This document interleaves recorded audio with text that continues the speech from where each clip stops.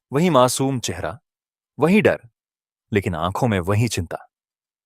दिनेश ने अपना हाथ बढ़ाया, इस बार मारने के लिए नहीं, बल्कि सहारा मांगने के लिए। बेटी, पास आओ। दिनेश की आवाज में इतना दर्द और अपनापन था कि झिलमिल भी चौंक गई। झिलमिल धीरे धीरे सकुचाते हुए बिस्तर के पास आई। उसे अब भी यकीन नहीं हो रहा था कि यह वही खूंखार बाबूजी हैं। दिनेश की आंखों में अब गुस्सा नहीं, बल्कि पछतावे का सागर था। उसने कांपते हाथों से झिलमिल का नन्हा मैला हाथ अपने हाथों में थाम लिया। मुझे माफ कर दो बेटा। दिनेश की आवाज भारी हो गई और उसकी आंखों से आंसू बह निकले। मैंने तुम्हें ठुकराया, तुम्हें चोट पहुंचाई, और बदले में तुमने मुझे जीवन दिया। क्यों? तुम मुझे वहीं मरने देती तो शायद दुनिया से एक बुरा इंसान कम हो जाता। झिलमिल ने मासूमियत से दिनेश की ओर देखा और धीरे से बोली, मां कहती हैं, बुराई को बुराई से नहीं मिटाया जा सकता बाबूजी। अंधेरे को सिर्फ रोशनी ही मिटा सकती है। और फिर अगर मैं आपको छोड़ देती तो मुझ में और आप में क्या फर्क रह जाता? झिलमिल के इन सरल शब्दों ने दिनेश की आत्मा को झकझोर कर रख दिया। उसे लगा जैसे किसी ने उसे आईना दिखा दिया हो। वह जीवन भर जिस सफलता, जिस रुतबे के पीछे भागता रहा, वह सब आज इस बच्ची के संस्कारों के आगे बौना साबित हो गया था। उसे समझ आ गया कि असली अमीर वह नहीं जिसके पास बंगला गादी है, बल्कि असली अमीर वह है जिसका दिल इतना बद्धा है कि वह अपने दुश्मन को भी माफ कर सके। दिनेश ने अपने आंसुओं को पोंछा और एक दृढ़ निश्चय के साथ झिलमिल की ओर देखा। तुम्हारी मां, मुझे उनसे मिलना है, आज ही, अभी। डॉक्टरों के मना करने के बावजूद दिनेश ने डिस्चार्ज लेने की जिद की। वह व्हील चेयर पर था, लेकिन उसकी आत्मा अब अपने पैरों पर खड़ी हो चुकी थी। अपनी टूटी हुई मर्सिडीज की जगह उसने एक साधारण टैक्सी मंगवाई। झिलमिल उसे रास्ता बताती गई, शहर की चकाचौंध से दूर, उस तंग बदबूदार बस्ती की ओर जहां सूरज की रोशनी भी बमुश्किल पहुंचती थी। झिलमिल का घर नहीं, वह घर नहीं था। वह प्लास्टिक की शीट और पुराने बांस से बनी एक छोटी सी झोपड़ी थी। अंदर एक टूटी हुई खाट पर एक महिला लेटी थी, जो खांसते खांसते बेहाल हो रही थी। बारिश का पानी टपक रहा था और फर्श गीला था। यह दृश्य देखकर दिनेश का कलेजा मुंह को आ गया। भगवान, ये लोग यहां कैसे जीते हैं? उसने मन ही मन सोचा। उसे शर्मिंदगी महसूस हुई कि वह एयर कंडीशन्ड कमरों में बैठकर दुनिया की समस्याओं पर बद्धी बद्धी बातें करता था, जबकि असली संघर्ष तो यहां था। झिलमिल दौड़ कर अपनी मां के पास गई और उन्हें दबा दी। मां, देखो, बाबूजी आए हैं। उसकी मां ने कमजोर आंखों से दिनेश की ओर देखा और हाथ चौधाने की कोशिश की। बाबूजी, मेरी बेटी ने कोई गलती तो नहीं की? माफ कर देना, नादान है। दिनेश आगे बढ़ा और झिलमिल की मां के पैर छू लिए। नहीं मां जी, दिनेश ने रुंधे गले से कहा, गलती आपकी बेटी ने नहीं, मैंने की थी। मैं जीवन भर अंधा था। आपकी बेटी ने आज मेरी आंखें खोल दी। आपने इसे जन्म नहीं दिया, आपने एक देवी को पाला है। बस्ती के लोग, जो अक्सर अमीर लोगों को हिकारत से देखते थे, आज हैरान होकर देख रहे थे कि एक सूट बूट वाला अमीर आदमी एक गरीब झोपड़ी में जमीन पर बैठकर हाथ चोथा रहा था। दिनेश ने झिलमिल के सिर पर हाथ रखा। झिलमिल, अब से तुम फूल नहीं बेचोगी और न ही तुम यहां रहोगी। आज से तुम मेरी बेटी हो। मेरा घर, मेरा परिवार, मेरी दौलत सब तुम्हारा है। मैं तुम्हें वो सब दूंगा जो एक पिता अपनी बेटी को देता है। झिलमिल को कुछ समझ नहीं आ रहा था, लेकिन उसकी मां की आंखों में कृतज्ञता के आंसू थे। एक अनजाने रिश्ते की डोर आज उस झोपड़ी में बंध गई थी। 12 साल बीत गए। समय के साथ मुंबई शहर बदल गया। इमारतें और ऊंची हो गईं, लेकिन उस पुरानी घटना की नींव पर खद्दी एक इमारत आज सबसे अलग चमक रही थी। शहर के सबसे प्रतिष्ठित ऑडिटोरियम में हजारों लोग जमा थे। तालियों की गड़गड़ाहट गूंज रही थी। मंच पर माइक के सामने एक 22 वर्षीय युवती खद्दी थी, आत्मविश्वास से भरी, शिक्षित और शालीन। उसने एमबीए में गोल्ड मेडल हासिल किया था। यह वही झिलमिल थी। सामने की कतार में बैठे दिनेश मल्होत्रा के बाल अब पूरी तरह सफेद हो चुके थे, चेहरे पर झुर्रियां थीं, लेकिन उनकी आंखों में जो सुकून और चमक थी, वह 12 साल पहले की उस अहंकारी चमक से बिल्कुल अलग थी। आज वे शहर के क्रूर टाइकून नहीं, बल्कि मसीहा के नाम से जाने जाते थे। उनकी आंखों से गर्व के आंसू छलक रहे थे। झिलमिल ने माइक संभाला और हॉल में सन्नाटा छा गया। उसने अपनी जेब से एक छोटा सा फ्रेम निकाला, जिसमें एक पुराना, मटमैला और थोड़ा सा फटा हुआ 500 का नोट जड्डम्मा हुआ था। आप सब मेरी सफलता को देख रहे हैं। झिलमिल की आवाज में एक ठहराव था। लेकिन मेरी असली विरासत यह डिग्री नहीं, बल्कि यह नोट है। लोगों ने हैरानी से उस फ्रेम को देखा। झिलमिल ने दिनेश की ओर इशारा करते हुए कहा, एक तूफानी रात को यह नोट मेरे मुंह पर फेंका गया था। उस वक्त यह मेरी गरीबी का मजाक था, लेकिन आज आज यह नोट मेरे जीवन का सबसे कीमती खजाना है, क्योंकि इसी नोट ने मुझे एक पिता दिया और मेरे पिता को एक इंसान बनाया। दिनेश अपनी जगह से उठे और धीरे धीरे मंच पर चढ़े। हॉल में मौजूद हर शख्स भावुक था। दिनेश ने झिलमिल के सिर पर हाथ रखा और माइक हाथ में लिया। उनकी आवाज भारी थी। मैं उस दिन तक दुनिया का सबसे गरीब आदमी था, जब तक मेरे बैंक में करोड़ों रुपए थे।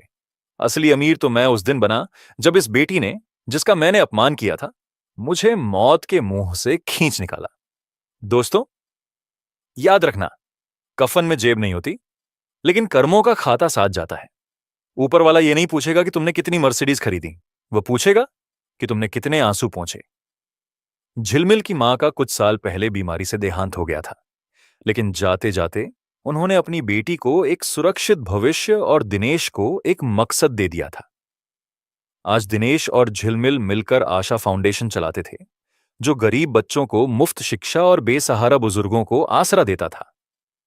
उस हादसे ने यह साबित कर दिया था कि वक्त का पहिया कब घूम जाए, कोई नहीं जानता।